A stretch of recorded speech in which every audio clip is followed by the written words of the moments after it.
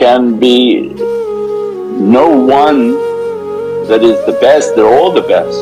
So we can't single out one durood al-sharif and say, this is the best one. I'm not capable of saying that, nor would I even attempt to. Prophet has a durood for every sickness, for every opening and for every remedy. So for everything Allah has provided an opening.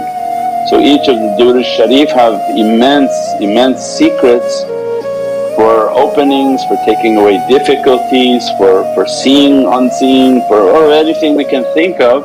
There's durood al-sharif for that, there's durood al-sharif for healing. So we have those on the app that you recite them daily for healing. There's durood al-sharif for opening, salawat al-fatiha. An all-encompassing Islamic guide.